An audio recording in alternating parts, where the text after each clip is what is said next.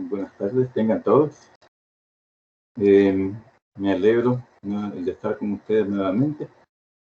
Quisiera iniciar la clase preguntándoles que si tienen dudas o preguntas sobre la actividad que realizamos la semana pasada o sobre el programa que terminamos de analizar. ¿No tienen dudas? ¿No tienen preguntas? No, licenciado, por el momento creería que ni yo ni ninguno de mis demás compañeros tenemos dudas respecto a. Gracias, Carlos. Gracias, Tocayo, ¿verdad? Porque los dos somos Carlos. Bien, entonces vamos a iniciar con un nuevo tema. Este se llama Desarrollo Humano. Voy ahorita a compartir la presentación, a ver si la pueden ver ustedes. Me avisan, por favor, porque yo ya voy a dejar de verlos a ustedes.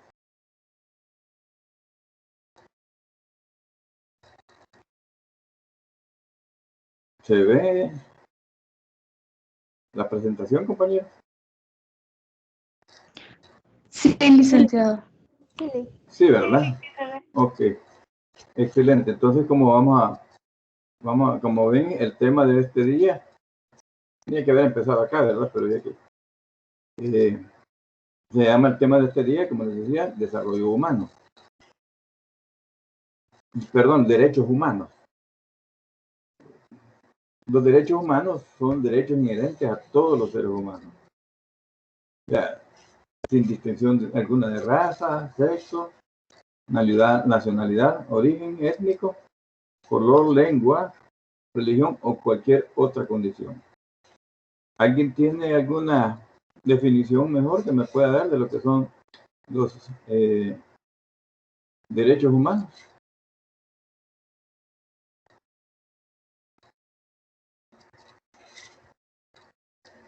¿No hay? Quizás son garantías que son inherentes, inalienables y que tampoco son irrenunciables o que son irrenunciables, perdón, que propias de todo aquel ser que se le considere persona, que está sujeto a ellos desde el momento en que se le considera como persona. Correcto. ¿Alguien más quiere dar su opinión? Lick, ¿me escucha? Sí, te escucho. Quizás solo agregar que también son universales, que no importa en qué lugar del mundo esté el ser humano, siempre deben de ser respetados. Ajá, permítanme un segundito. ¿Quieres apagar eso, por favor?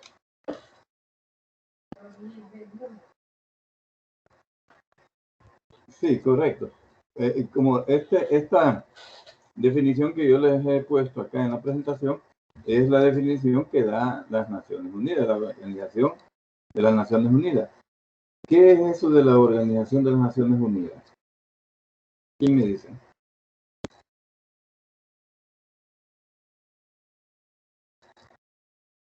Les pregunto entonces.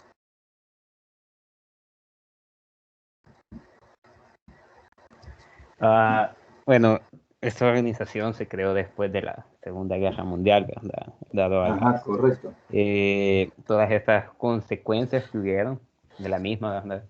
Es una organización internacional y se creó para lo mismo, ¿verdad? Para poder mantener supuestamente de alguna manera la paz y la seguridad internacionales y al mismo tiempo tratar de fomentar las relaciones de amistad entre los estados.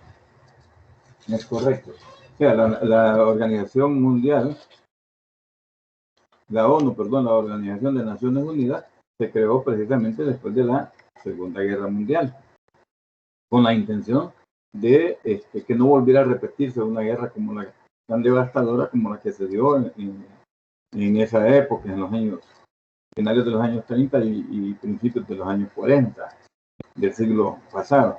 Entonces, el objetivo principal de las Naciones Unidas, o sea, de la ONU, es mantener la paz, ¿verdad? Entonces, cuando han habido amenazas de una nación con otra, muchas de ellas se han logrado solucionar a través de la intermediación o intervención, según su caso, de las Naciones Unidas, ¿verdad? Entonces, uno de los elementos que ellos consideran que es importante cumplir son los derechos humanos.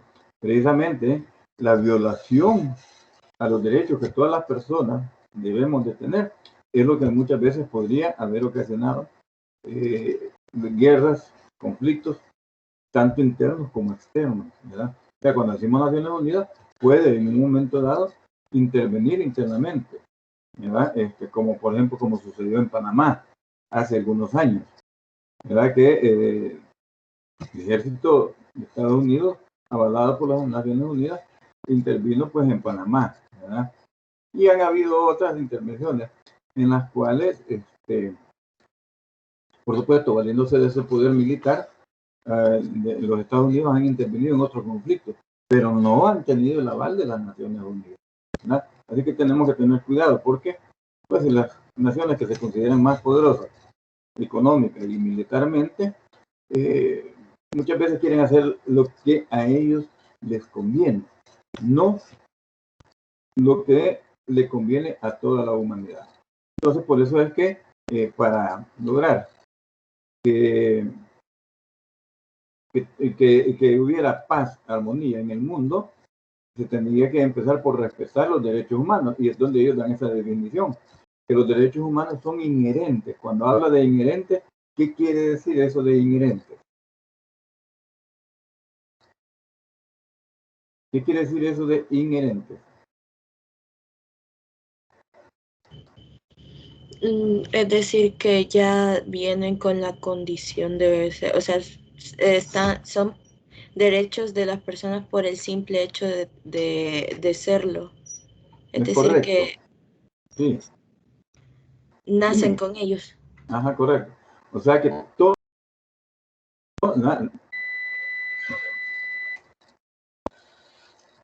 Perdónenme, acaba de haber un pequeño bajón de corriente acá. No sé si si siguen viendo la presentación. Sí, Lick, se sigue viendo. Ok, excelente. Entonces son inherentes, es decir, que eso le pertenece a la persona, independientemente del resto. Y nadie le puede quitar esos derechos, porque vienen pegados, digámoslo así, ¿verdad? Para hacerlo más. Vienen como parte integrante de la persona en el mundo. Por eso dice, son inherentes a todos los seres humanos. Los seres humanos, pues, se supone que solo aquí en la Tierra hay, ¿verdad? Y sea de cualquier raza, sea del sexo que sea, la nacionalidad, no importa, el origen étnico. Acordémonos que en el mundo hay muchas etnias, ¿verdad? Que muchas veces quieren marginarlas. Por ejemplo, en Australia, ¿verdad? Donde allí hay todavía gente que habitaba a Australia antes de que llegara a Inglaterra a invadirlo, ¿verdad? Y posesionarse de ellos. Aunque ahora ya no le llaman colonias, sino que le llaman protectorado, ¿verdad? Es una forma encubierta de coloniaje. También no importa el color, ¿verdad? No importa el color de las personas. No puede ser marginada por su color. No le pueden quitar solo por el hecho de ser blanco, negro, amarillo, cobrizo como nosotros, ¿verdad? No nos pueden quitar nadie. Nos puede quitar esos derechos humanos.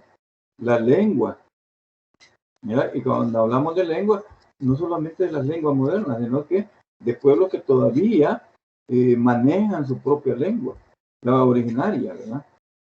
También no importa la religión. O sea que la ONU admite todas las religiones del mundo, cualquiera que sea cristiano evangélico, sea cristiano católico, sea musulmán, etcétera, ¿verdad? Las personas, aunque tengan cualquiera de esas religiones, siempre siguen teniendo sus derechos humanos, ¿verdad? O cualquier otra condición, ¿verdad? Que tenga la persona, siempre va a tener el derecho humanos. ¿Alguna duda, alguna pregunta, algún comentario que quieran hacer? No hay. Vean, les voy a pedir que aquellos que todavía tienen que estarme pidiendo el ingreso, que se comuniquen nuevamente con la universidad hasta que les corrijan, porque yo no puedo estar interrumpiendo la clase para darle el acceso, ¿verdad? Cuando me están solicitando que los incorpore. Así que traten de arreglar eso porque va a haber un momento en que yo no lo voy a poder hacer y se van a quedar fuera de la clase. Bien. ¿Alguna duda, alguna pregunta, algún comentario? ¿No hay? Seguimos. El derecho internacional de los derechos humanos. O sea, cuando hablamos de derecho internacional, ¿a qué nos referimos? ¿Quién me dice?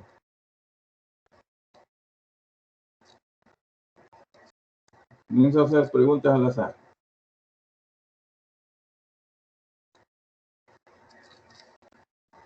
Kevin Alexander, monje. Hola. Hola. Sí, te oigo. Te Dígame. oigo, Kevin. Te escucho. Te escucho, Kevin. ¿Cuál era la pregunta? Ay, ¿qué estabas haciendo que no pusiste atención? No, que tengo el teléfono un poquito lejos, pero dígame, aquí he estado. ¿Cuál es la pregunta? Sí, ¿cuál es la pregunta? ¿Qué es el derecho internacional? El derecho internacional. ¿Sí? Para mí, yo diría que son como normas que están escritas entre los países, o bueno, mejor dicho, entre los estados, y tal vez entre algunas organizaciones para poder beneficiar a las personas de cada país. Correcto. O sea, pues que el derecho internacional son las normas aceptadas por todos los países del mundo, por eso se llama derecho internacional. Porque acuérdense que la normativa lo que va buscando es, la normativa internacional lo que y la normativa cualquiera que sea, va buscando los derechos de las personas, regular la relación existente entre las personas y por lo tanto el derecho internacional no solamente regula el derecho entre las personas, sino que también regula el derecho que tienen todas las naciones. ¿Ya? Regula eso, o sea, son normas regulatorias para todas las naciones del mundo. Y aquí le da una definición, establece la obligación, oígase bien, la obligación de quién, de los gobiernos, a actuar de una manera determinada para promover y proteger los derechos humanos. Fíjense bien, establece la obligación de los gobiernos a actuar de una manera determinada para promover y proteger los derechos humanos y las libertades fundamentales de los individuos o de los grupos o emprender ciertas acciones que degraden los derechos humanos. Eso es la obligación, ¿verdad?, de los gobiernos a actuar de una manera determinada para promover y proteger los derechos humanos de todas las personas. De todas las personas. Y las libertades fundamentales de los individuos o de los grupos. Pero aquí, por ejemplo,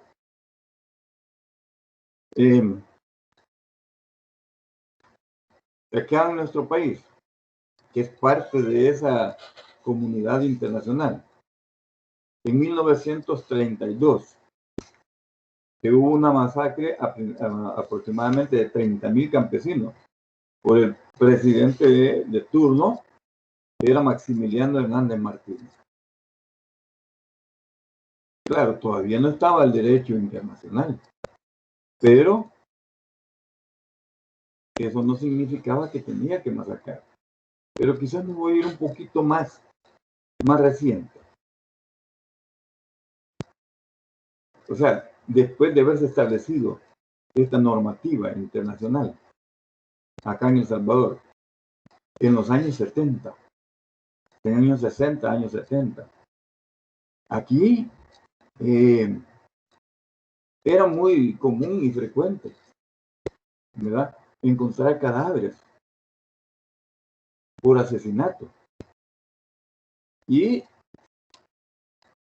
por instituciones oficiales, ¿verdad?, por instituciones oficiales, o por organizaciones clandestinas, ¿verdad?, por organizaciones clandestinas. Y estoy hablando no solamente de derecha y de izquierda, ¿no?, porque la GFPL,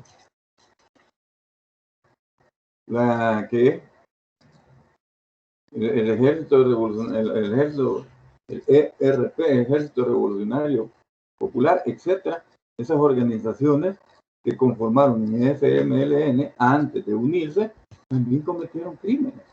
O sea, no solamente los presidentes de la época.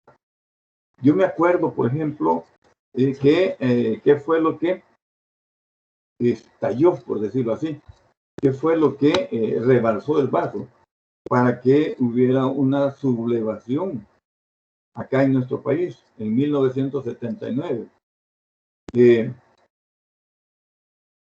Fue masacrada una manifestación de estudiantes ahí en el paso doble nivel, frente al Seguro Social, paso doble nivel que está frente al Seguro Social. Hay una masacre de estudiantes. Eso era muy común y muy frecuente acá en nuestro medio. ¿Por qué fue la masacre de 1932? ¿Por qué hubo masacres incluso en los años 1800, después de la independencia de El Salvador del dominio español? ¿Por qué acá los que se quedaron, los españoles que quedaron, o hijos de españoles, querían seguir manteniendo el mismo poder que tenía España sobre la gente, la verdadera propietaria de El Salvador? Y por eso hubo masacres. O sea que eso acá en nuestro país no es nuevo. Por eso, por ejemplo, para establecer el café en el país, se lo agradecemos a Gerardo Barrios, decimos, pero ¿cuánta gente murió para poder instaurar el café aquí? ¿Y para qué? Eso en qué le ha favorecido a todos los salvadoreños. Le ha favorecido a los cafetaleros únicamente, pero no al pueblo salvadoreño. ¿O le ha favorecido al pueblo salvadoreño? ¿Quién me dice?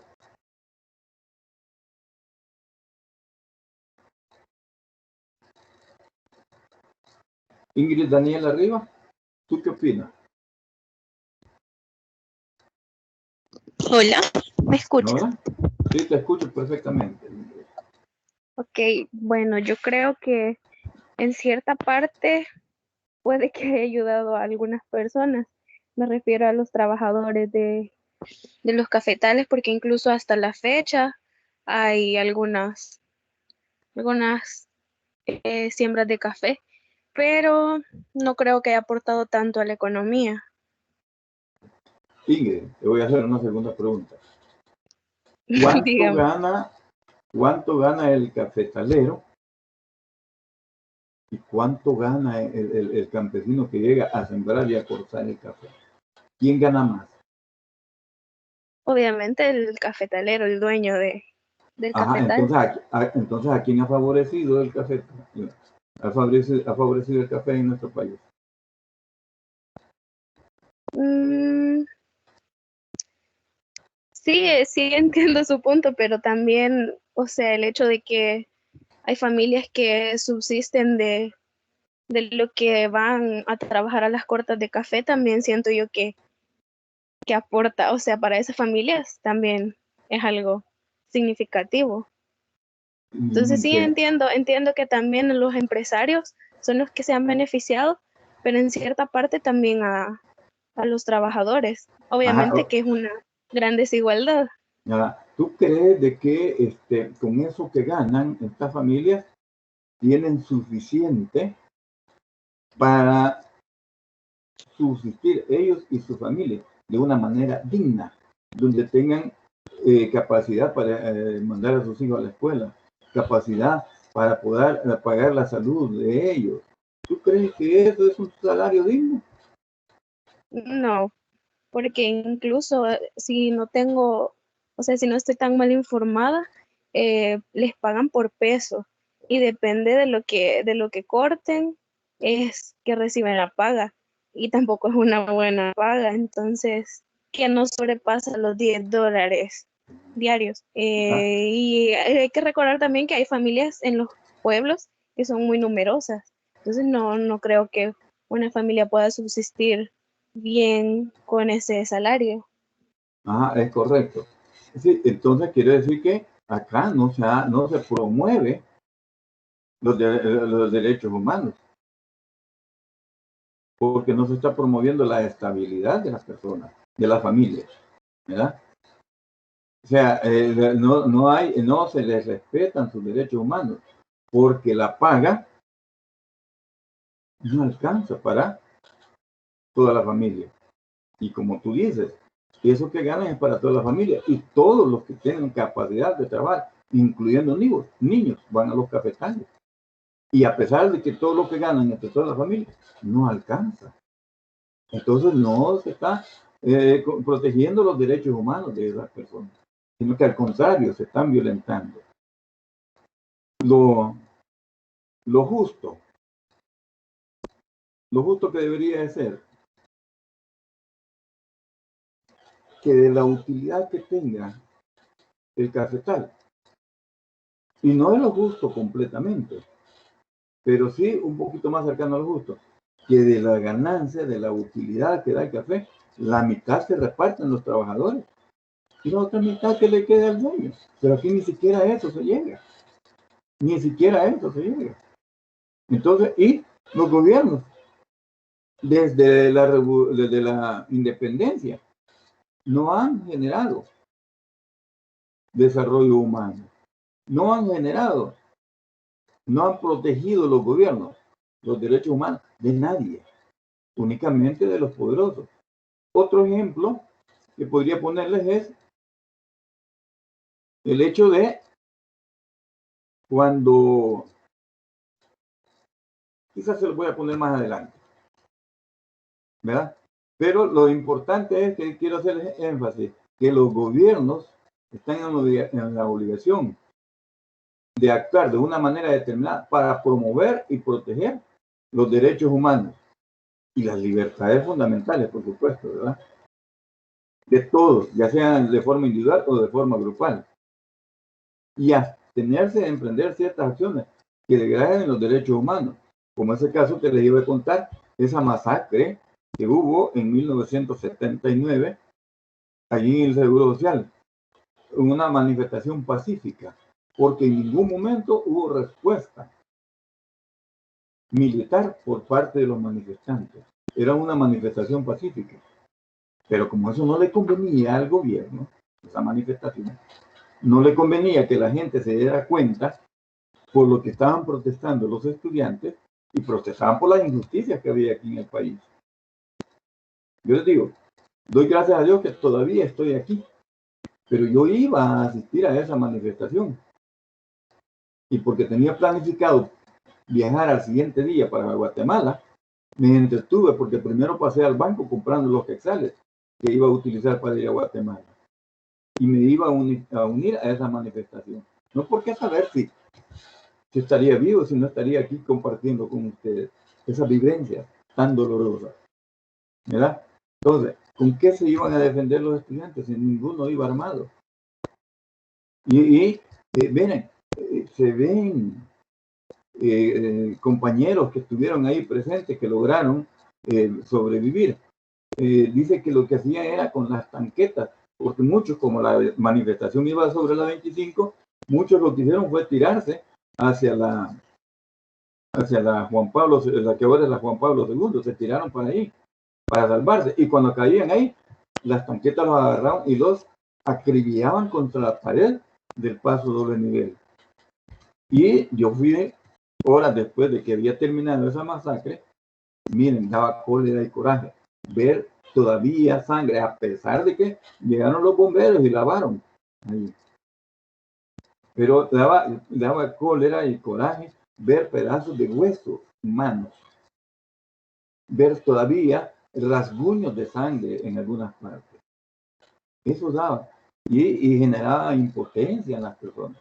Entonces, como vemos, pues, todavía después de la Declaración de los Derechos Internacionales, de los Derechos Humanos Internacionales, aquí no se estaba respetando. No quiero venir muy modernamente, ¿verdad? En los últimos años, que también no se están cumpliendo. Y si no, veamos lo que ha sucedido con la pandemia, ¿verdad? Bien, ¿alguna duda, alguna pregunta, algún comentario?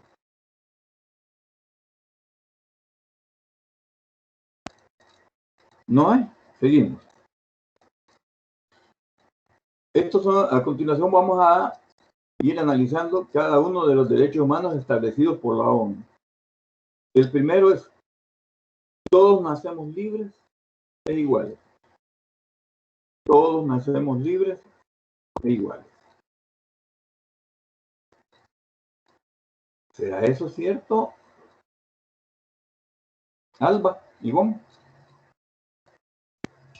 Buenas tardes. Buenas tardes, Alba.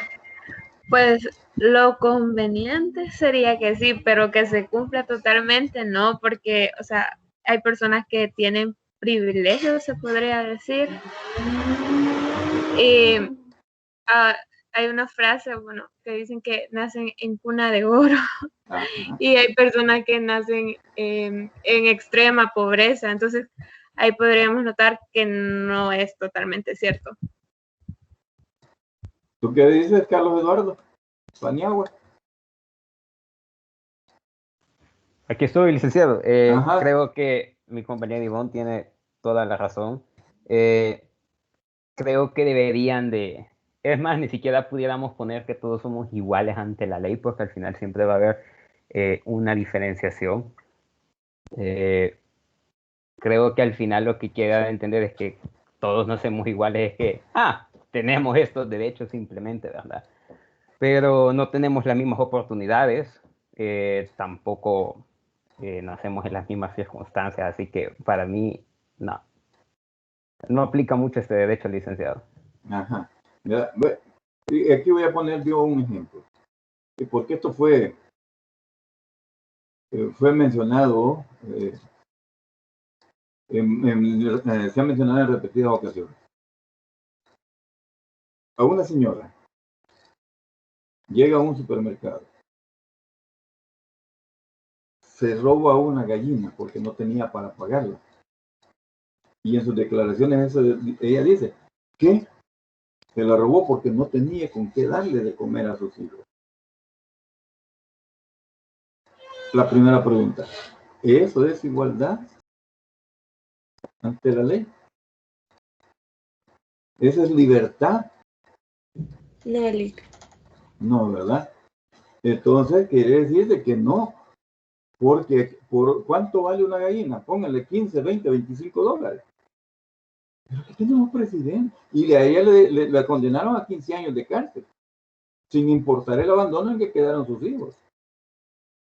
Pero aquí un presidente, que todavía está preso, por robarse 300 millones de dólares, le dieron solamente 10 años de cárcel.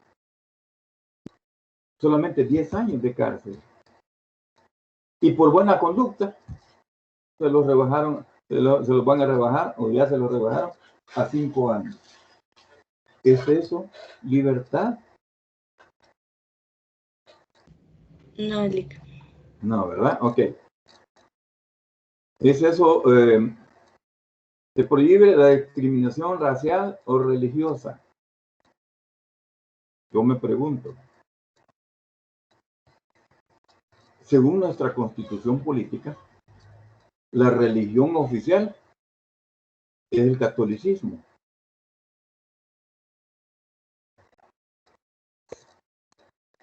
¿No habrá una discriminación religiosa en esa constitución de la República? No serían todas las religiones que tengan el derecho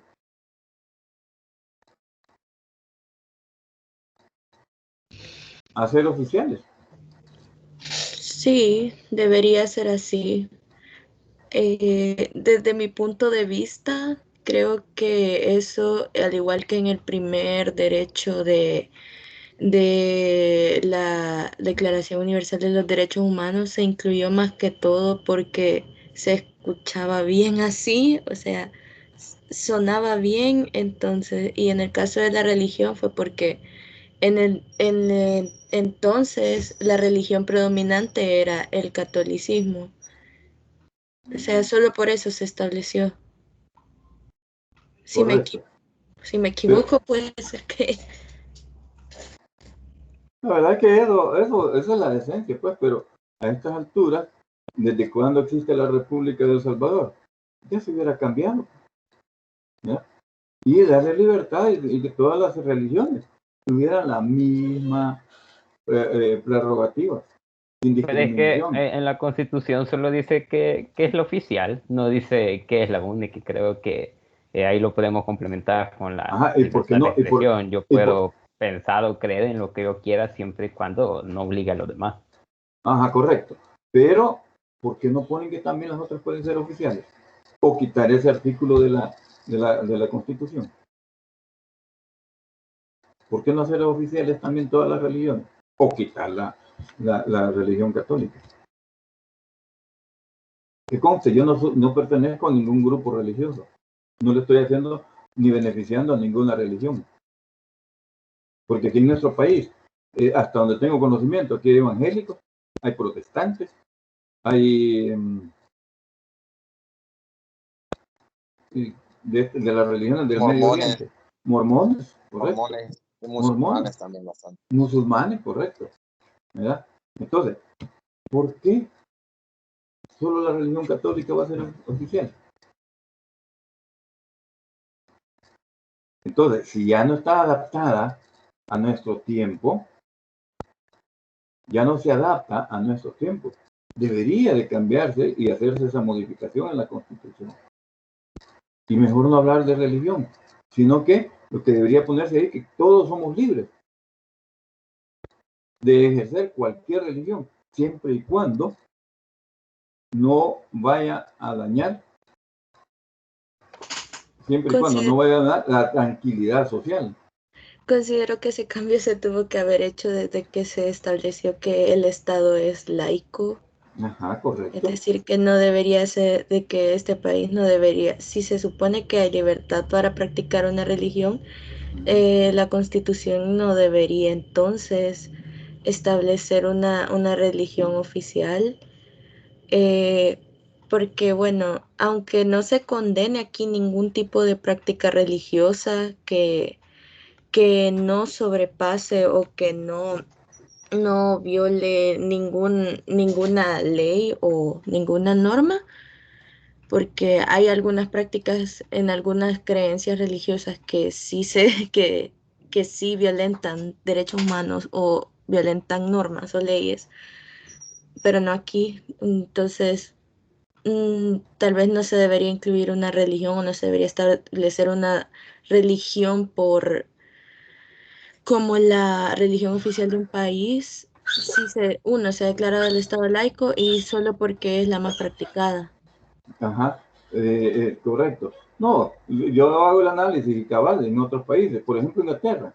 Inglaterra, allá se declaró como religión oficial el protestantismo. O sea que ese incumplimiento que yo estoy señalando para nuestro país, no solamente se da acá en nuestro país, sino que está en países pues, que se consideran de los más desarrollados del mundo. O sea, no se está cumpliendo la ley, porque hay discriminación religiosa. Lick, Sí, dime. aunque en el artículo 25 de la Constitución dice que se garantice el libre ejercicio de todas las religiones, sin más límite que el trazado por la moral y el orden público. Si bien es cierto, el artículo 26 dice que se reconoce la personalidad jurídica de la Iglesia Católica, pero que las demás podrán obtener conforme la ley el reconocimiento de su personalidad. Ajá, no correcto, pero sigue existiendo esa marginación en la Constitución, porque dice, la religión oficial de El Salvador es la religión católica. Eso no es marginar a las otras, aunque tengan, de alguna manera, Entonces es una contradicción. Es una contradicción, correcto. Porque están diciendo de que la religión oficial es la católica, pero están permitiendo otras religiones. O sea, hay una contradicción dentro de la misma constitución política. Y no debería existir ese artículo, a mi criterio, pues, ¿verdad? Porque estaría marginando las otras religiones. ¿Y por qué no pueden ser oficiales las otras? Solo porque, ahora, a estas alturas de nuestra historia, ¿será cierto que la religión que más se practica en El Salvador es la católica? A estas alturas de la vida nacional.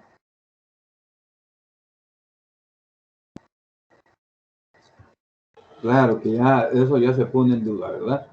Porque aquí ha habido crecimiento y desarrollo de otras religiones.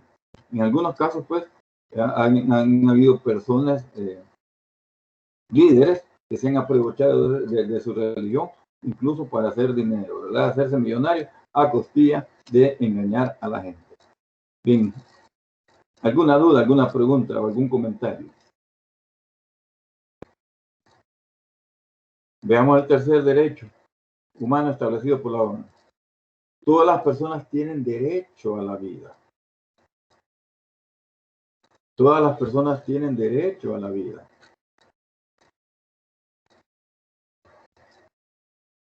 ¿Será que se le garantiza? Acordemos que el Estado ahí dice que tiene que garantizar, ¿verdad? Acá, miren. Promover y proteger, o sea, proteger o garantizar, que es lo mismo, los derechos humanos. ¿Será que aquí en nuestro país todos tienen derecho a la vida? Con tantos asesinatos que hay, ¿qué han hecho los gobiernos anteriores? En el actual todavía genera dudas, habría que el tiempo lo dirá, ¿verdad? Pero en las anteriores, ¿será que había derecho a la vida? Cuando antes de la guerra civil de El Salvador, ser, por ejemplo, profesor era un crimen. Ser profesor era un crimen. Y ¿cuántos profesores fueron a sacar de sus casas y amanecían asesinados en diferentes partes del país? ¿Cuántos profesores? Solo porque Andes, 21 de junio, había buscado tratar de concientizar a la gente de sus derechos y que los exigiera. Y la primera huelga que hubo de Andes, 21 de junio, ¿verdad? Fue en 1969. Fue la primera guerra, primera huelga que hubo acá en nuestro país, de fuerte, ¿verdad? Que prácticamente dejó inmovilizado toda la educación del país por las protestas de ellos, pidiendo justicia. ¿Y qué pasó? Ahí mandaron a asesinar a 2 de los líderes, solo por el hecho de haber protestado. Yo me acuerdo de uno de ellos porque cerca de mi casa, donde yo viví en esa época, asesinaron a uno, el apellido o el nombre de él era Dimas. Bien me acuerdo. Entonces, eso es derecho a la vida. El haber, ahorita El Salvador está siendo felicitado por el manejo que le dio a la pandemia, al COVID-19. Está siendo felicitado por organismos internacionales, inclusive la Organización Panamericana de la Salud ha felicitado a El Salvador, me parece, ¿verdad? Ha felicitado por el manejo de la pandemia. ¿Pero qué pasó? cuánto choque hubo entre el gobierno central y la Asamblea Legislativa y cuánto estorbo le puso la Asamblea Legislativa al gobierno. No estoy queriendo decir de que el gobierno tenga toda la razón. No.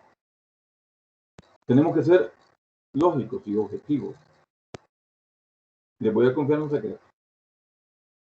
Yo voté por Nayib Bukele. ¿Pero por qué lo hice? Porque si yo no votaba, a falta de mi voto, podría haber ganado el peor de todos los candidatos.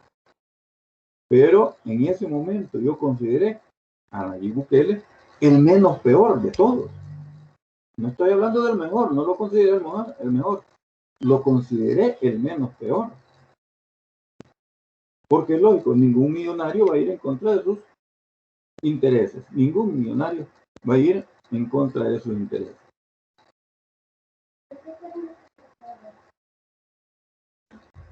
Llévate la mía, por favor. ¿Ya? Entonces,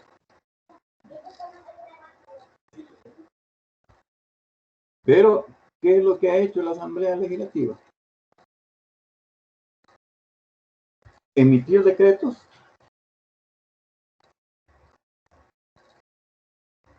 que han favorecido a pocos, pero han dañado a muchos.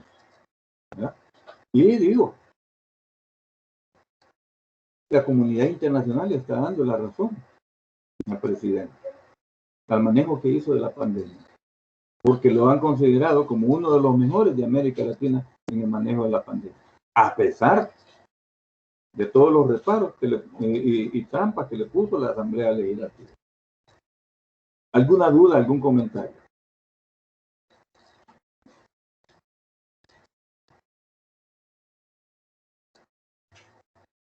Uno debe ser analítico y no ser fanático.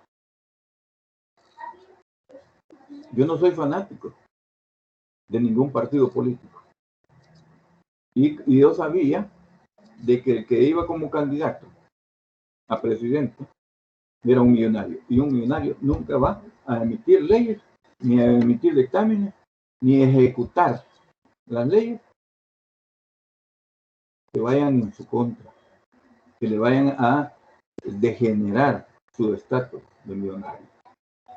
Pero entre la lista de candidatos, él era el menos peor, no era el mejor, como dije hace un momento. Nunca ningún partido ha sido dueño de mi análisis y de mi voluntad. Ningún partido. Bien, no hay dudas, no hay comentarios. Se prohíbe todo tipo de esclavitud. Se prohíbe todo tipo de esclavitud. Es el cuarto derecho humano establecido por la ONU. ¿Qué es la esclavitud?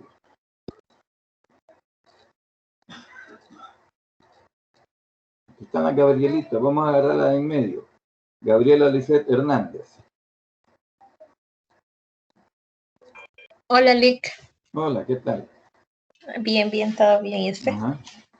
Bien, Creo bien, gracias. que la esclavitud es como cuando se obliga a alguien a hacer cosas y mantenerlo bajo un régimen que se le obliga a todo y que no se puede cumplir su voluntad, sino que se tiene que someter a ese poder del que lo mande. Bueno, ok, gracias, Gabriela. Vean, vamos a hacer un poquito de historia. Aquí la humanidad ha tenido diferentes etapas en su desarrollo. La primera etapa que se conoce es la comunidad primitiva. ¿En qué consistía la comunidad primitiva? En que todo lo que se producía en la sociedad era para todos. Es decir, cada quien tomaba lo que necesitaba para su subsistencia. Si un hombre cazaba un venado y otro llevaba pescado, la manada, llamémosla así, de personas, la tribu, ya más adelante, ¿verdad? comían de acuerdo a la necesidad que sentía cada quien. O sea que todos trabajaban para todos. Eso significaba que todos tenían exactamente los mismos derechos. ¿Ya? Todos tenían exactamente los mismos derechos. ¿Ya? Y el trabajo era colectivo y también el consumo era colectivo. Cada quien tomaba lo que necesitaba porque había aportado todo lo que podía. Con el tiempo, eso sucedía en todas las tribus, ¿verdad? De la comunidad primitiva, del primer estadio de la humanidad. Luego, las tribus buscaban ubicarse cerca de los ríos.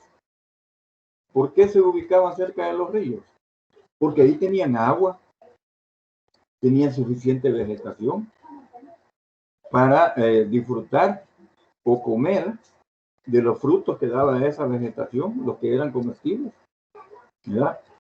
Tenían, como era una vegetación bastante abundante, también había animales y por supuesto con ellos la posibilidad de cazar animales para comer.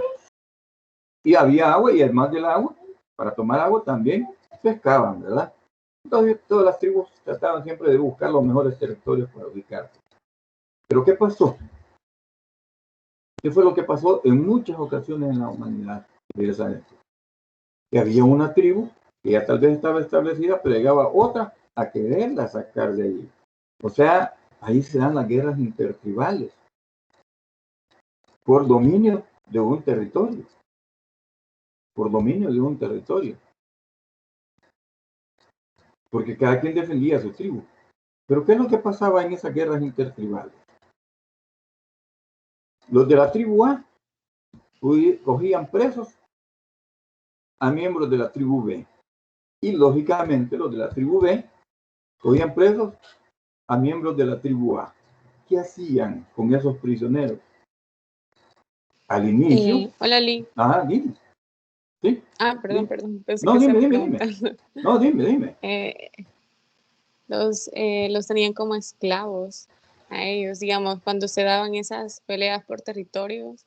Si, digamos, la tribu A le ganaba a la tribu B se convertía totalmente en esclavos, es decir, que les andaban ahí, ellos hacían lo de grano, llevarles agua, los trataban como esclavas con cadenas y todo.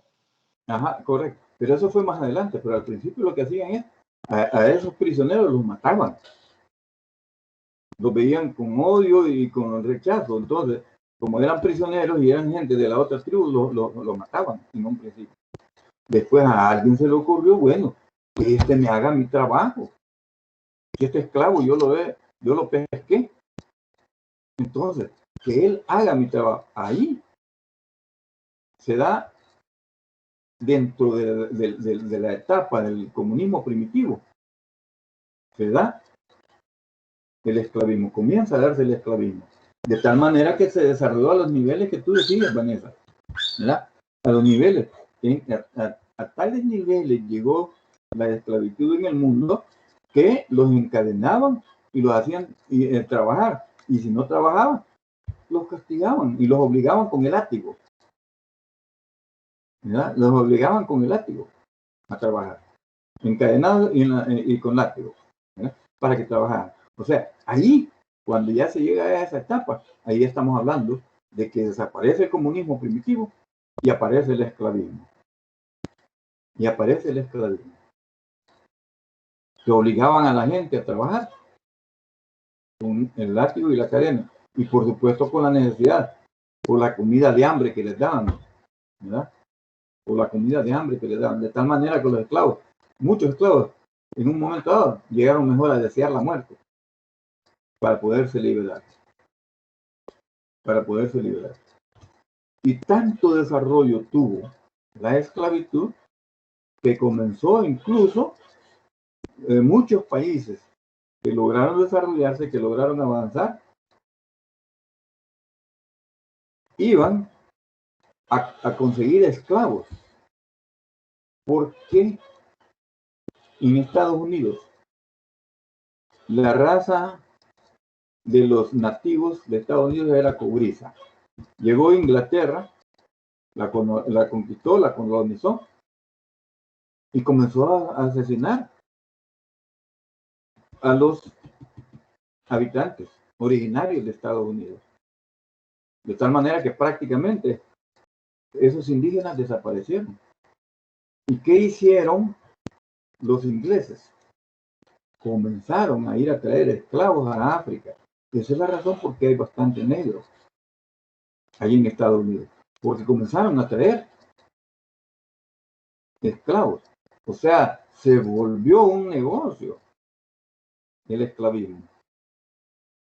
Y cuando se volvió, eso significaba que había gente que iban a África y a otros países a buscar esclavos y los iban a vender a Estados Unidos y a otras partes del mundo, en Europa también, pues no solo Estados Unidos, ¿verdad? Iban a vender esclavos y los tenían así sometidos por látigos y cadenas. Se volvió un negocio. O sea, los vendían.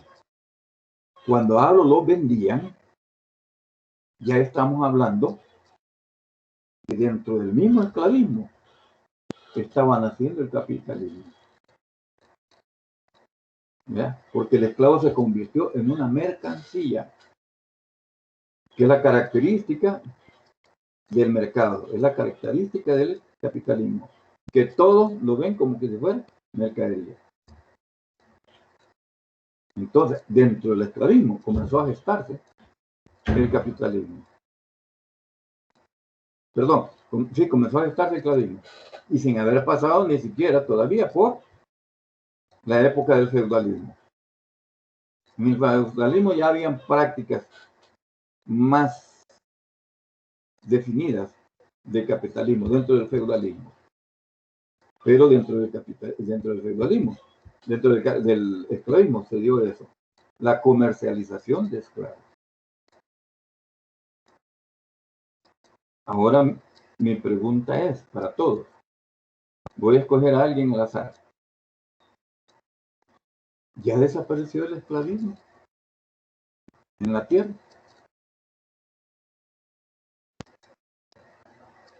Roberto Vázquez, ¿qué opinas tú?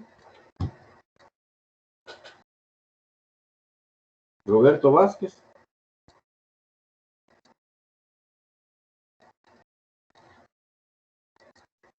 No está conectado, pero no está en clase, Roberto.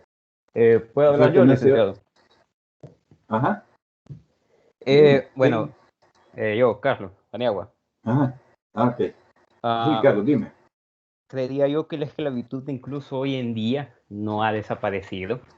La seguimos viviendo, como usted dice, la esclavitud fue algo meramente del capitalismo, donde se veía al esclavo como una mercancía, pero siempre hemos visto o hemos asociado esta palabra y la asociamos en aquellas épocas, como usted decía, donde los romanos, los africanos eran, entre comillas, esclavizados y no tenían ningún tipo de derecho, ¿verdad? E incluso el señor feudal lo hacía, o según él lo hacía por un bien por estas personas, porque decían, más que todo por los negros, ¿verdad? El negro no se puede cuidar, el negro no puede trabajar, entonces vamos a darle un trabajo, una casa y 3 comidas al día para que éste pueda subsistir. Hoy en día se puede decir que hemos cambiado este tipo de esclavitud y lo podemos ver todos los días, ¿verdad? En las oficinas tenemos que salir a trabajar, hemos cambiado los latigazos por, qué sé yo, por descuentos, por menos horas pagadas, ¿verdad? O usted vino 30 minutos tarde, se las vamos a quitar. Pero al jefe no le importa por qué usted llegó tarde, no le interesa esas situaciones que usted puede estar pasando. La esclavitud no ha desaparecido, seguimos viviendo bajo ese régimen, lo único que ha cambiado es la manera en cómo se ejerce. Sí, es correcto, Carlos. O sea, la esclavitud se mantiene acá. Ya no es con el látigo y la cadena, sino que ahora es a través de la necesidad. Y aquí yo les voy a hacer una pregunta, principalmente a las compañeras. Todos tenemos vejiga, ¿verdad? En nuestro organismo, donde se acumula la orina para después expulsarla. Todos tenemos vejiga. Pero la mujer, además de la vejiga, tiene matriz, que es donde el niño va creciendo. ¿De qué espacio toma la matriz? ¿De dónde toma el espacio que necesita la matriz para que el niño crezca? Pregunta más que todo para las compañeras.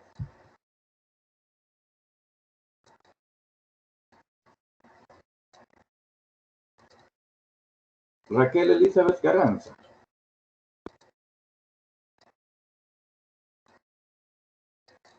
Sí, licenciado. Ajá. ¿De dónde toma el espacio que necesita la matriz para que el niño crezca?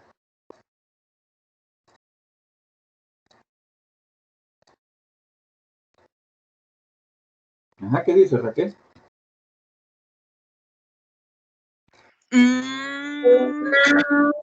Déjeme pensar.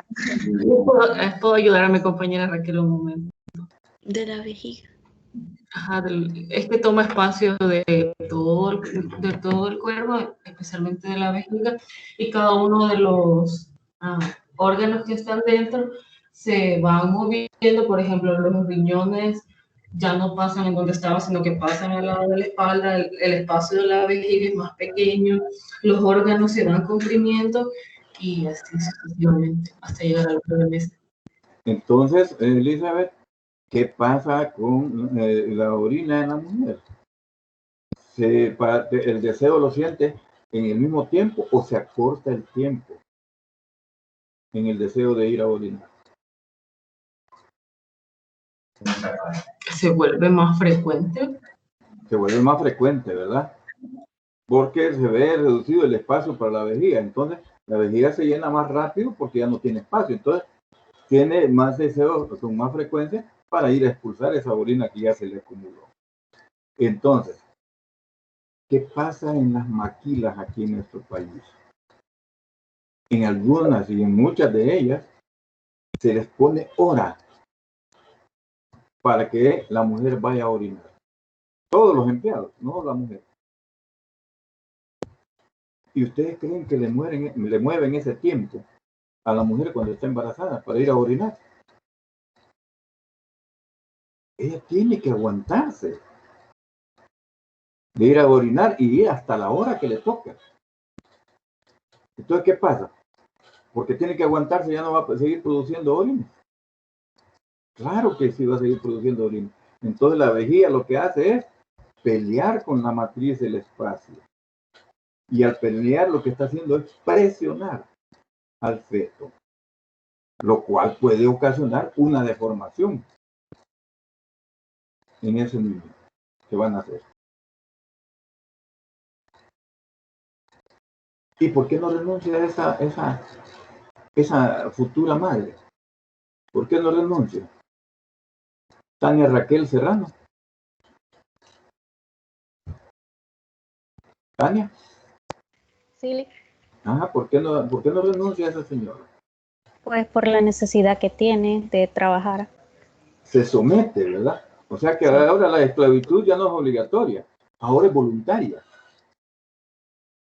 El látigo y la cadena ya no es la razón para someter a las personas. Ahora es la necesidad. Ha sido sustituido por la necesidad. Entonces quiere decir que el esclavismo sigue existiendo en nuestro país. ¿Cierto o no? Y fíjense que el siguiente derecho establecido prohíbe todo tipo de tortura.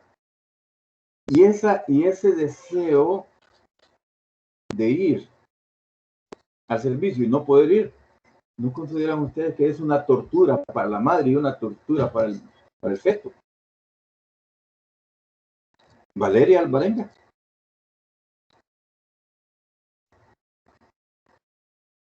¿Qué piensas tú? Buenas tardes, Lick. Buenas tardes, Valeria. Sí, es una tortura para el feto y, como usted dice, a la larga le va a causar a él y a la madre algún tipo de problema, no solamente a él, sino que a los dos. Ajá, correcto. Entonces eso es una tortura, pues, estarse aguantando. Es una tortura estarse aguantando. Desde luego, es una tortura. Entonces, fíjense que ahí, en las maquilas, hay esclavitud. Sí, ya lo dijeron ustedes. ¿Hay tortura? Sí, hay tortura. Y mi pregunta es, ¿qué han hecho todos los gobiernos que han estado en nuestro país desde que existen las maquilas acá en el país? ¿Qué han hecho para solucionar esa problemática? ¿Han hecho algo? Adriana Abigail.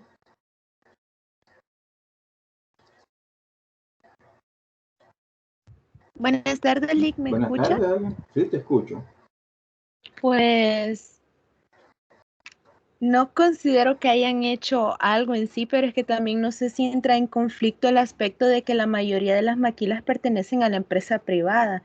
Entonces existe como cierto conflicto, en mi opinión, porque pues realmente las empresas tienen su propia política y por supuesto es más una cuestión de las personas que son dueñas de estas empresas, de las maquilas.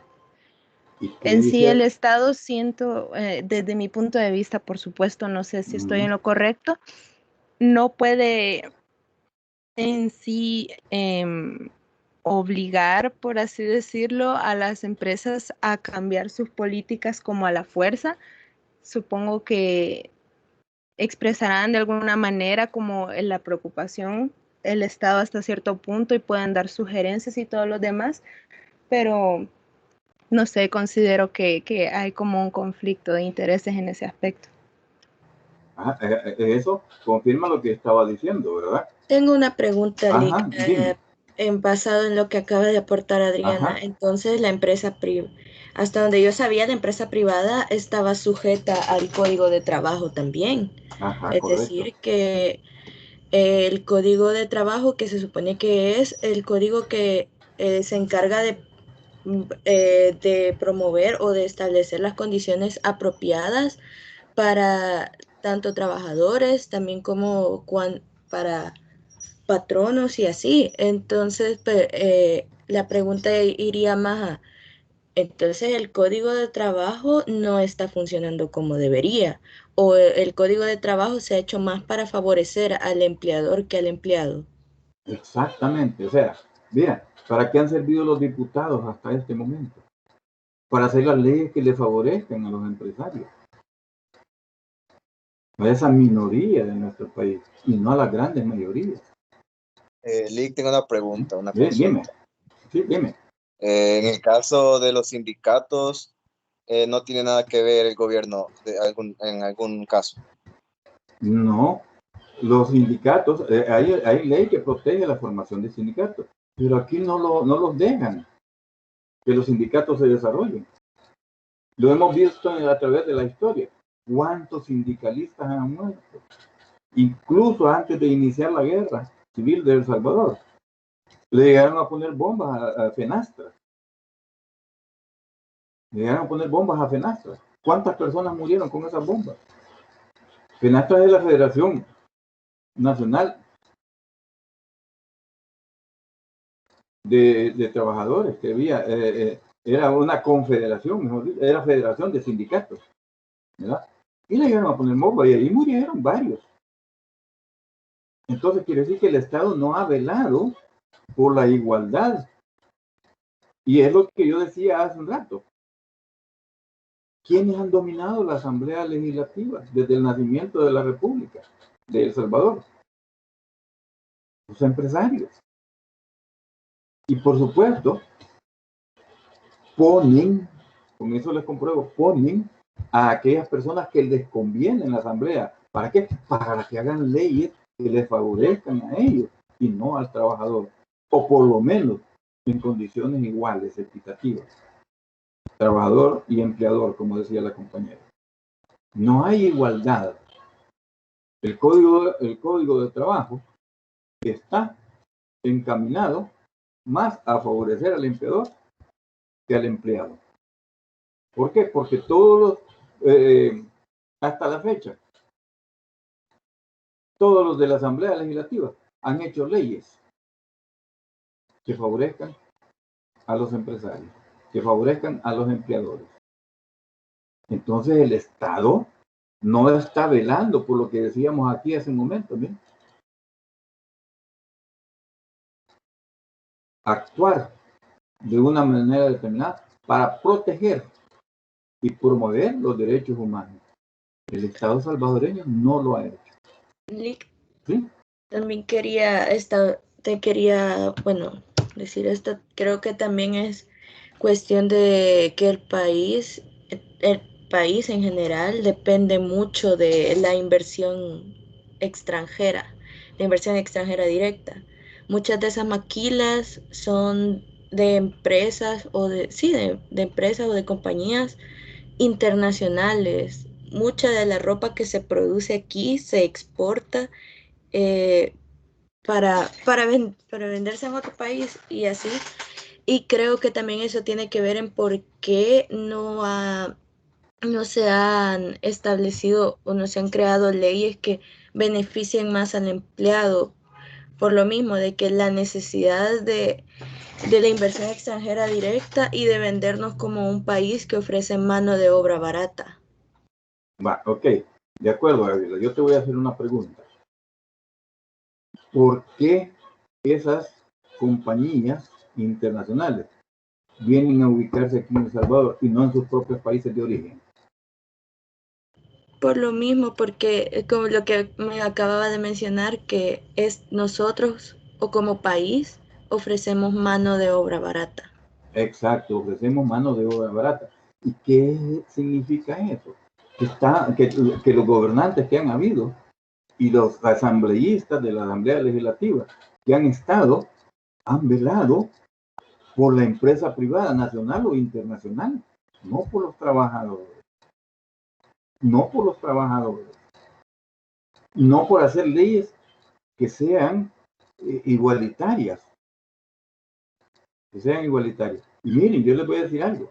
No es que esté en contra del capitalismo. Estoy en contra de quienes apliquen el capitalismo acá en nuestro país. Les voy a poner, no sé si ya lo he mencionado, y es el ejemplo que yo siempre tomo y lo van a escuchar varias veces en el desarrollo de la materia. Suecia. En Suecia, allá la gente tiene asegurada la comida, tiene asegurada la vivienda, tiene asegurada la educación, la medicina. O sea, tienen asegurados los elementos básicos para su subsistencia. ¿Saben cómo son las casas marginales? ¿Cómo son las casas marginales acá en nuestro país? Alba Ivonne, ¿de qué están hechas las casas marginales de nuestro país? Alba Ivonne Martínez.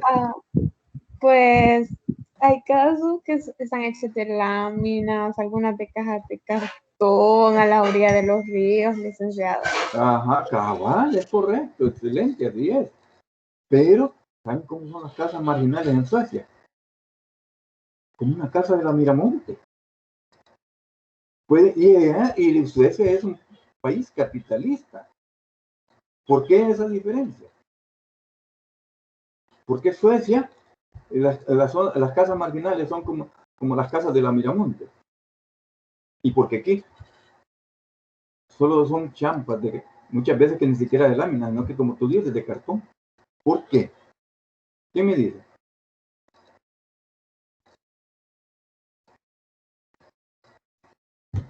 Clarisa Alejandra. ¿Por qué? Yo creo que también eso tiene referencia con las condiciones económicas porque el nivel de desarrollo de nuestro país es muy diferente al de Suecia, por lo tanto las personas pobres aquí en ese país están realmente como en la pobreza y no es equivalente a ellos porque el desarrollo de su país y como el gobierno toma medidas para poder ayudar a la población es diferente. Correcto, el nivel de desarrollo, pero ¿por qué? Aquí les voy a hacer otra pregunta y si me la puedes tú contestar, Clarisa, mejor. Japón quedó devastado con la bomba atómica que le dieron a dejar ahí a Hiroshima y Nagasaki. Japón era un país subdesarrollado, casi igual que nuestro. Nosotros estamos un poquito más bajos, ¿verdad? Pero era un país subdesarrollado.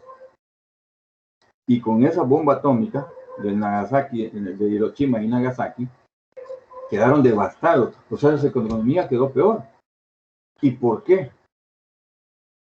Desde hace algunos años para acá, se ha considerado la segunda economía más grande del mundo. ¿Por qué?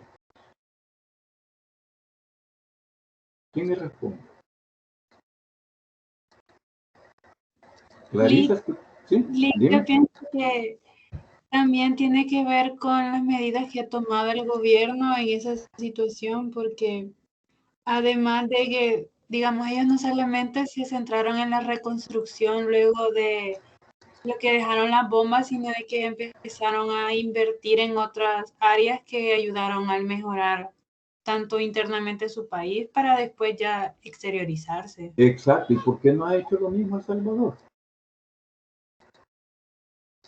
De hecho, si no estoy equivocada, se intentó, pero en el caso de la industrialización, se intentó implantar un modelo de industrialización allá por los 50, si no estoy mal, pero se quedó incompleto. Nunca se terminó de industrializar el país. Reina Maldonado, ¿tú ibas a agregar algo? Antonio, perdón, Maldonado. Creo que ahí es una cuestión de diferentes factores si hacemos una comparativa entre, digamos, Japón y El Salvador, sino que es un desarrollo tanto económico y de estructura social. Esos considero yo que son principales factores a los que podemos llegar para tomar la diferencia de crecimiento y desarrollo humano entre ambos países. Aparte también de los tipos de cultura, porque claramente los latinos, bueno, los salvadoreños, somos muy diferentes en cuestión de cultura a los japoneses y claro, la explotación laboral allá es un poco peor que aquí, aunque allá lo pagan un poco mejor. Es cierto, allá en Japón, por cuestión, que tiene es el país con la tasa de suicidios más alta, muchos de los trabajadores, bueno, muchas de las razones por que se han dicho suicidios son de trabajadores que han sido sobreexplotados, además de que Japón tiene una cultura del trabajo demasiado extenuante, por decirlo menos. Ellos tienen una cultura de trabajar horas extra, hasta 6, bueno, hasta 40 horas extras semanales sin paga.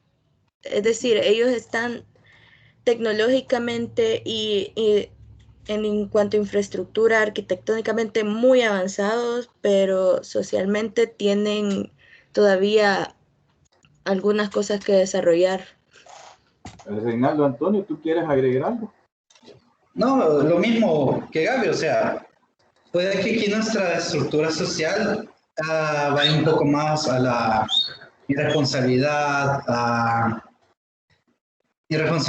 de que nosotros, o sea, tenemos diferentes costumbres. A veces podemos parecer que somos más enojados, irrespetuosos, irresponsables, indisciplinados, a diferencia de los japoneses, que allá respeto y la disciplina es otro factor grande, en diferencia de comparativas de culturas, que también ayuda a desarrollar la estructura económica, la estructura industrial, tecnológica en Japón. Pero si lo vemos, cada uno tiene sus debilidades. Aquí sí nos estamos fregando con cuestión de la delincuencia, y Japón no tienen homicidios como tales, pero tienen suicidios a grandes cantidades.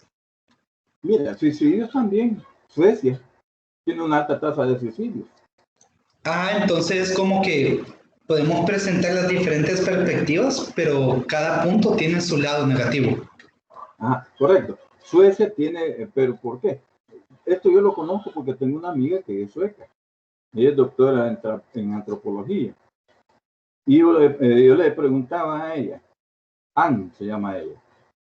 Ann le decía, ¿y por qué eligió siendo Suecia que siempre tiene el primero o segundo lugar en nivel de vida a nivel mundial, ¿por qué te has venido acá a este Salvador tan chiquitito y un país que ni siquiera llega a sus desarrollados, sino que es un país dependiente? Decía yo la pregunta. Si tú me dices de que tienes asegurada casa, asegurada comida, asegurado estudio, asegurado salud, ¿y por qué te vienes a vivir aquí en este paísito? Chiquito con un montón de problemas. Entonces ella me dijo, es que aquí, me dijo, todos los días, cuando yo veo el diario, siempre hay una noticia, ¿no? O muchas noticias, ¿no? Siempre hay noticias, ¿no? Allá en Suecia, no, si allá la vida tiene, las personas tienen ya su vida ya solucionada, ¿no? Entonces allá la gente se suicida por aburrimiento. Se suicida por aburrimiento. O sea, también eso, lógicamente, hay algo que Suecia tiene que ir buscando cómo cambiar esa realidad de ellos. Pero es de los países más desarrollados del mundo en cuanto a calidad de vida, ¿verdad? A calidad de vida. O sea, sí hay problemas, pero no es producto, no es porque la gente viva mal, como aquí en El Salvador, la mayoría vive mal, ¿verdad? Sino que es producto de que se excedieron en las condiciones que le han generado a la persona. Entonces la gente se muere de aburrimiento. Allá, digo, un asesinato al año, eso es un escándalo a nivel nacional. Mira. Allá en Suecia, allá no se dan asesinatos, allá lo que se dan son suicidios, pero la gente se suicida por aburrimiento. Aquí no todos los días, aquí hasta vemos nosotros que en la puerta está el muerto y dentro de la casa hay fiesta. Allá no se puede dar eso, no se da. Aquí siempre hay nuevas, ¿verdad? Pero ¿eso qué significa? Europa, toda Europa. Acuérdense que la Segunda Guerra Mundial se desarrolló principalmente en Europa. Y Europa quedó devastada por la Segunda Guerra Mundial. ¿Y por qué se han recuperado? Si quedaron, todos esos países que quedaron destrozados, ¿por qué se han recuperado? ¿Será porque aplican un capitalismo, un modelo capitalista como el modelo que nosotros aplicamos? No es sistema capitalista, es modelo capitalista. Que aquí el modelo capitalista que se ha aplicado es únicamente que se van a ver los intereses de los más ricos, de los más millonarios. Y los gobiernos, y el gobierno, las asambleas legislativas e incluso la Corte Suprema de Justicia y toda su organización han buscado favorecer no a los pobres, sino que a los ricos. Y aquí el 95% de la población solo goza del 20% de la producción nacional. Y el 5% de la población goza del 80% de la producción y riqueza nacional. ¿Eso es justo? ¿Eso es un país de progreso? Pregunto, ¿quién me quiere responder? ¿Qué es lo que se necesita entonces acá en nuestro país? ¿Por qué hay criminalidad? Vean, hay una película, no recuerdo en este momento el nombre, yo se lo voy a decir para la próxima clase. Hay una película donde expone el por qué surge y cómo surge la Mara MS-13. ¿Qué es lo que pasó? Así a grandes rasgos. Muchos salvadoreños, producto de la guerra civil, emigró a Estados Unidos. Estados Unidos tenía maras. Allá están la mara de los negros, la mara de los chinos, la mara de los latinos, la mara de los mexicanos, ¿verdad? Allá son estructuras de maras, pero no tan violentas como la mara salvatrucha, la MS-13, ¿verdad? No tan violenta. Entonces, ¿por qué emigró esta gente? Dos razones. Uno, huyendo de la guerra, y dos, por la necesidad. Por la necesidad. Buscaron mecanismos, fueron buscando mecanismos, el sueño americano, como le digo, para sacar de la pobreza a su familia, porque aquí en nuestro país no lo podían hacer, no lo lograban. Se fueron para allá. Y le mandan las remesas familiares acá. Entonces nos hemos hecho dependientes de las remesas familiares y de las ayudas internacionales que nos llegan y de los préstamos internacionales que tenemos que hacer para salir adelante. Entonces, en esa película plantea él de que él fue preso y lo deportaron a El Salvador. Cuando él vino aquí a El Salvador, creyó que iba a encontrar un El Salvador diferente y buscó trabajo. Ese es el que fundó la MS-13 en Estados Unidos y vino acá a El Salvador con la intención de trabajar, según dice la película, ¿verdad? Según dice la película. Estoy en clases. ¿Aló? Entonces, y no encontró. Es más, al saber que él venía deportado, ni trabajo le daban. Entonces, ¿qué iba a comer? Ahí lo plantea él cuando le hacen la entrevista. ¿Qué iba a comer? Entonces vino a fundar aquí la MS-13 también. O sea, la falta de trabajo en el país dio origen a la Mara aquí en el país. Los creadores de las maras fueron allá en Estados Unidos. Aquí no existían maras en El Salvador. Esa relación, esa es una exportación que hace Estados Unidos, de Estados Unidos hacia El Salvador. ¿Por qué se funda la mara? Dicen ellos en Estados Unidos. Porque cuando ellos llegaron, los mexicanos querían jalárselo para su mara. Los chinos querían jalárselo para su mara. Los negros querían jalárselo para su mara. Pero ellos no iban con la intención de afiliarse a una mara, sino que iban con la intención de trabajar. Pero ¿qué es lo que pasaba? Cuando ellos se negaban, que los penqueaban de la mara mexicana, los penqueaban de la mara china, los penqueaban de la mara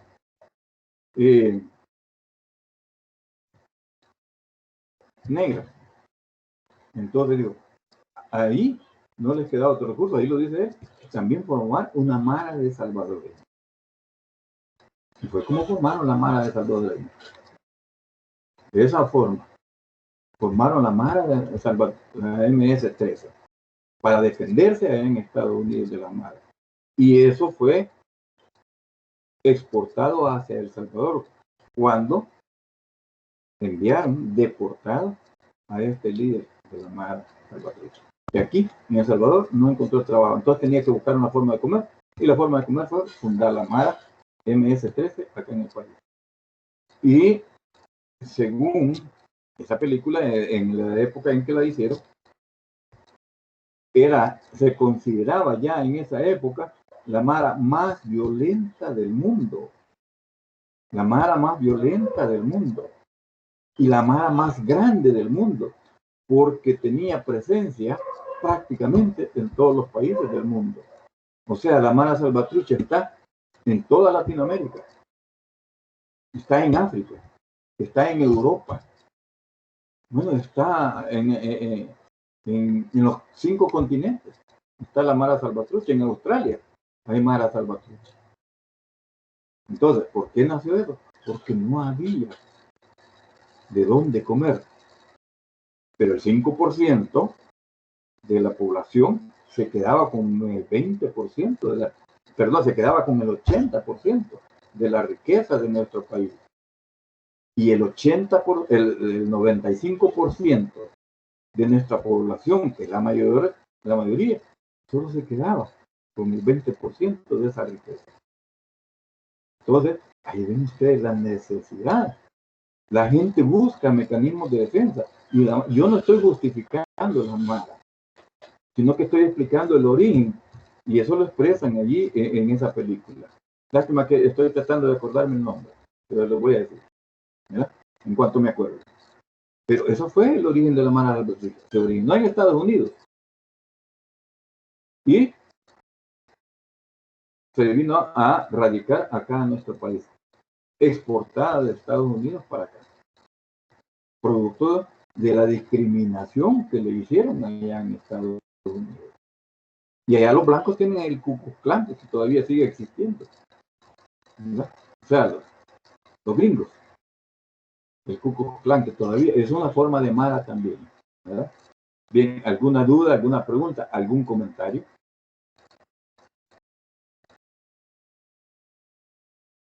Mi pregunta es que de ese 100% de la riqueza del país, que el 50% fuera para el 95% de la población y que el 5%, que es el más millonario, solo se quedara con el otro 50%. ¿Ustedes creen que tendríamos estos problemas sociales? Es lógico que no. Bien, ¿alguna duda, alguna pregunta? O sea, es otra forma de esclavitud, fíjense. No parece, pero es otra forma de esclavitud. Entonces aquí, no, aquí, para defenderse del modelo económico salvadoreño, modelo capitalista salvadoreño, hablo de modelo, no sistema, ¿verdad? Hablo de modelo. Para defenderse de eso, lo que hicieron fue formar las maras. Pero si el modelo fuera aplicado como un modelo europeo, que incluso ha evolucionado ese modelo europeo, ese modelo capitalista, porque ahora ellos siempre siguen siendo el sistema capitalista, pero tienen prácticas socialistas. Han hecho un mix, o sea, han evolucionado por sobre el capitalismo y por sobre el socialismo en Europa. ¿Por qué? Porque allá también hay grandes oportunidades de estudiar, y aquí no. Cuanto más ignorante es la gente, más mella se hace en ellos. Y si no, les voy a poner un ejemplo para que vean ustedes. No sé si ya se lo había comentado, puede ser que se lo vuelva a comentar. Yo andaba en una excursión de maestros allá en Livingston, ¿verdad? A mí me gusta vagar aquí internamente como cuando tengo oportunidad internacional. Andaba en una excursión en Livingston de maestros. Una maestra, a mí eso me dio cólera y después se lo reclamé. ¿Verdad? Que siendo maestro no debería de haber hecho eso que hizo. Digo, fíjense, venía un señor humilde, bien se notaba que era humilde, un negrito, de ahí de Livingston, hay bastante gente de raza negra, ¿verdad? Y le dijo, ella estaba parada enfrente del mercado municipal de Livingston. Y le preguntó el señor, ya ella ya había leído el rótulo. Y le preguntó al señor, disculpe señor, ¿sabe dónde queda el mercado municipal? El señor volvió a ver el rótulo, volvió a ver para un lado, volvió a ver para adelante, para atrás, y no supo. Yo le digo, no señora, disculpe, no sé dónde queda el mercado municipal. Y estaba parado enfrente. Todo el mundo se restringió de reírse, pero en cuanto el hombre después dijeron a tirarse la carcajada y a burlarse de él. Eso es lo que pasa con la gente ignorante. ¿Y por qué no sacan de la ignorancia a nuestro país? ¿Por qué no le dan educación? ¿Por qué no refuerzan la educación en nuestro país? Porque no les conviene. Porque la gente ignorante ya va a comenzar a exigir sus derechos. Y va a exigir que haya más equidad y más justicia social. Bien. ¿Alguna duda? ¿Algún comentario? Seguimos. La persona conserva los derechos humanos donde quiera que vaya. La persona conserva los derechos humanos donde quiera que vaya.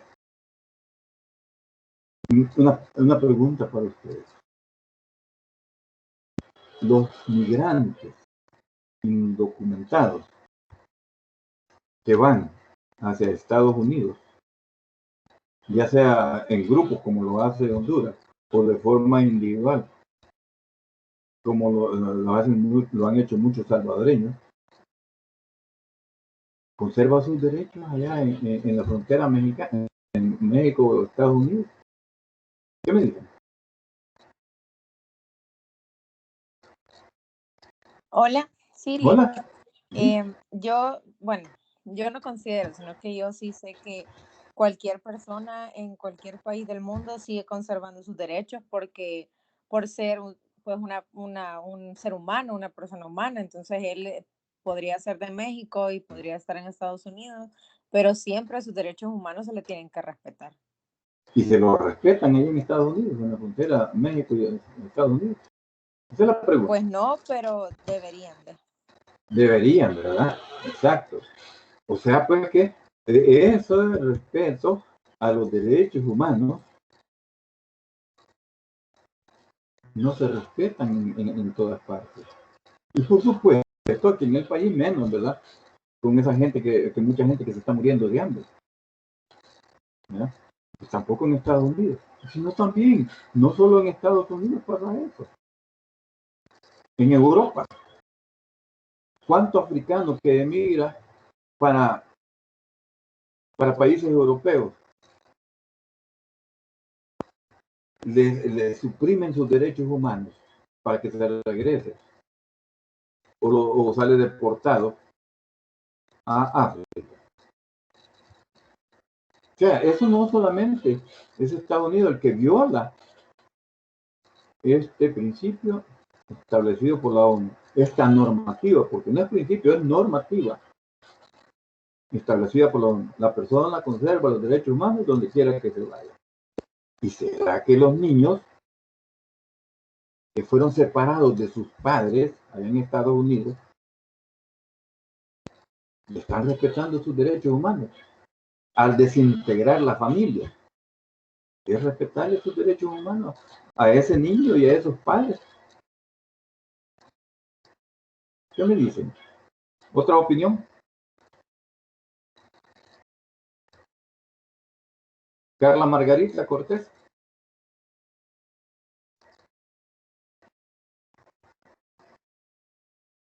Silly, dígame. Ajá. ¿No te acuerdas la pregunta que hice? No, estaba haciendo otra cosita. Ah, ya ves, por estar haciendo otra cosita, lo que te pasa, ¿verdad?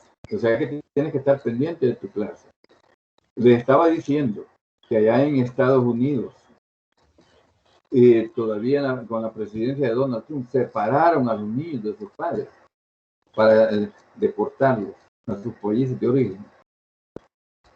Mi pregunta es, ¿le están respetando los derechos humanos a esos niños al separarlos de sus padres? Y a esos padres al separarlos de sus hijos. No, Lick, no los están respetando. O sea que uno de los mayores violadores de los derechos humanos es Estados Unidos.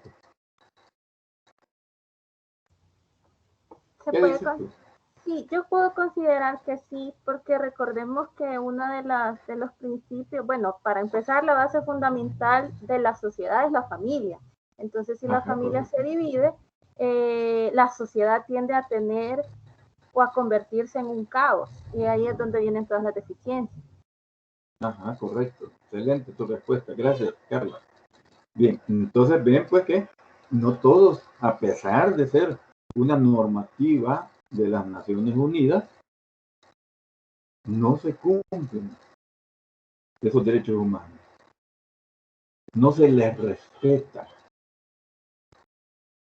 esos derechos humanos. Por otro lado dice, todos somos iguales, ante la ley. Todos somos iguales ante la ley, dice el séptimo derecho humano. ¿Será cierto que todos somos iguales ante la ley? ¿Qué pasa acá en nuestro país? ¿Será cierto que todos los salvadoreños somos iguales ante la ley? ¿O será verdad? No. ¿O será verdad lo que decía Monseñor Romero? Que la justicia solo muerde al descalzo. ¿Sí? ¿Qué me dices? No, en papel tal vez, pero en la práctica no. En la práctica no, ¿verdad? O sea que nuestro gobierno es violatorio, nuestros gobiernos han sido violatorios de la ley, del derecho, de los derechos humanos establecidos por la ONU. Y hagamos demostrando que no solamente es un derecho, ¿verdad? Y si no, pues les pongo yo el ejemplo de eso, ¿verdad? Una señora por una gallina de $15 le dieron 15 años de cárcel. Y un presidente, expresidente, que se robó 301 millones, solo le dan 10 años y con posibilidad de que le reduzcan a 5 años, y lo van a hacer, a 5 años la pena. Entonces no es aplicable eso, ¿verdad? Es más, ¿de quién es más grave el delito? ¿A quién le iba a hacer daño a esta señora con robar una gallina? ¿Cuánto gana anualmente ese supermercado?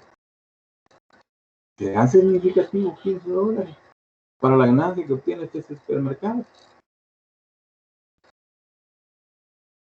¿Será significativo? ¿Verdad que no? No le hace daño a nadie. Pero robarse 301 millones de dólares, eso sí es significativo para nuestra sociedad. Porque con esos 301 millones de dólares que se robó, pueden ser invertidos en educación, en salud. Pongamos solo los dos rubros, que son por los primeros que se debería de empezar acá en nuestro país, para que la gente tenga una educación de calidad. Tenga una educación de calidad y que tenga derecho a la salud. ¿Cuántos niños se murieron por falta de medicinas en el Hospital Bloom? Que se hubieran podido pagar con esos 301 millones que se robó este presidente. Y no lo estoy acusando falsamente, porque él lo declaró que sí se los había robado. Lo declaró que sí se los había robado. Entonces, no somos todos iguales ante la ley. ¿Alguien quiere hacer algún comentario? No, nada más que mencionar que, bueno, los Estados Unidos sí son los que hipócritamente promueven más los derechos humanos, pero también los que más violentan derechos humanos, no solo separando familias migrantes, sino también financiando guerras ajenas. Ajá, correcto. Invadiendo también, como lo hizo en Afganistán. Invadieron Afganistán acusándolo de que estaba haciendo armas atómicas. ¿Y cuántos años? Van por casi 20 años. Y no han podido demostrar que allí habían armas atómicas. No han podido demostrar que allí habían armas atómicas. Bien. ¿Alguna otra duda, pregunta, comentario? Veamos el octavo principio. Todas las leyes deben proteger tus derechos humanos. Todas las leyes deben proteger tus derechos humanos. Y se protegen los derechos humanos de las personas que trabajan en las maquilas. Las leyes nuestras los protegen. Claro que no. Claro que no. Entonces, ¿quiénes incumplen las leyes? En primer lugar, en el Ejecutivo, el Ministerio del Trabajo, que tendría que ir a supervisar. Y después de la supervisión, hacer la acusación formal para resarcir el daño que hacen esas máquinas a nuestro país. ¿Por qué se buscaron las maquilas? Porque aquí los grandes millonarios, en vez de seguir invirtiendo en El Salvador para que El Salvador se desarrollara, fueron invertidos a otros países. ¿Quién no sabe que hay metrocentros allá en Guatemala? Hay metrocentros allá en Honduras. Hay metrocentros en Nicaragua. Hay metrocentros en Costa Rica. ¿Quién no sabe? Hay metrocentros aquí en El Salvador. ¿Y dónde esta gente hizo esa millonada? La hizo aquí en El Salvador. ¿Por qué no seguir invirtiendo aquí en El Salvador? ¿Por qué no se hace una ley que obligue a los empresarios a invertir el 50% de sus utilidades en fuentes de empleo, en fuentes de desarrollo. ¿Por qué no se hace esa ley? Porque los sirvientes de la Asamblea, los sirvientes que han estado en la Asamblea Legislativa, nunca lo van a hacer, porque si no, sus patrones que lo tienen ahí, los quitarían. Y a saber si los quitarían, si no queda algo más. ¿Alguna duda? ¿Alguna pregunta? Entonces, todas las leyes deben de proteger los derechos humanos. Aquí en nuestro país no es cierto. Protegen al que roba, al gobierno. Les puse ese caso de ese expresidente y de otro que también lo confesó públicamente en la Asamblea Legislativa, de que las donaciones que vinieron de Taiwán fueron robadas y enviadas y donadas y entregadas a un partido político. Y que para evitar la ley, dicen que se murió. Pero mucha gente piensa que eso no es cierto. Que fue una manera para evitar el juicio que le correspondía. Bien. Nadie podrá ser arbitrariamente detenido, preso ni desterrado. Y esa gente que deportan de Estados Unidos, de Francia, de Estados Unidos para acá, para Latinoamérica, de Francia, Italia, Alemania incluso, que deportan a Alemania, que deportan a África, primero lo detienen.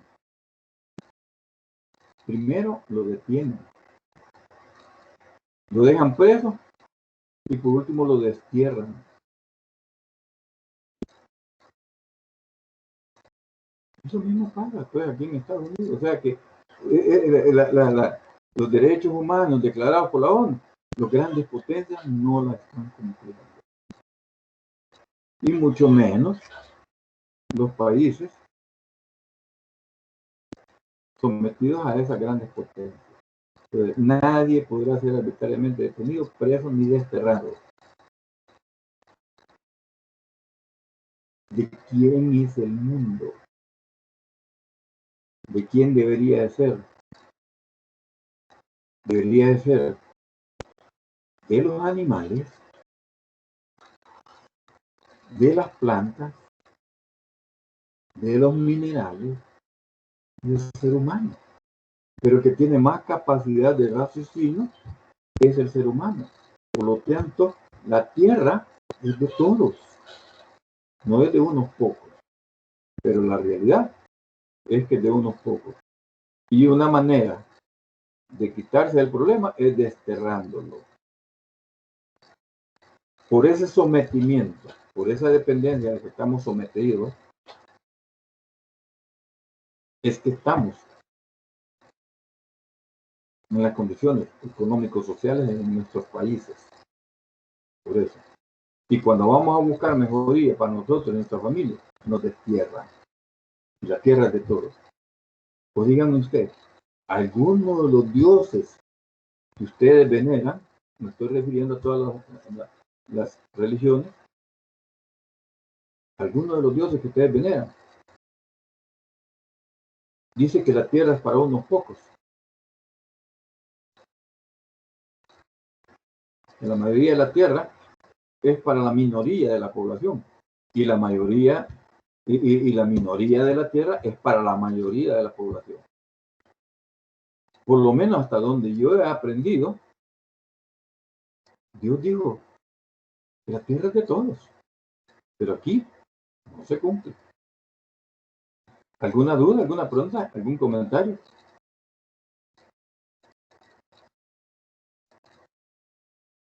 Bien.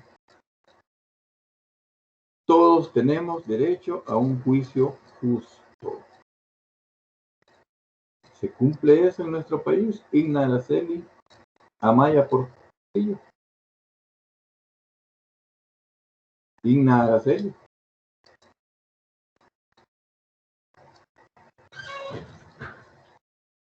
Hola, licenciado. Hola. ¿Se cumple eso, que todos tenemos derecho a un juicio justo? ¿Se cumple Pues eso en nuestro país? así debería de ser, pero, o sea, y hablando sinceramente, acordémonos de lo incorrupto que es nuestro país para comenzar. Entonces yo siento o considero de que en algunas ocasiones no es así, no es completamente justo. En la mayoría de ocasiones no sería. Ajá. Bueno, ya si lo decimos sinceramente. En la mayoría de ocasiones. Bien. ¿Alguien quiere hacer algún comentario?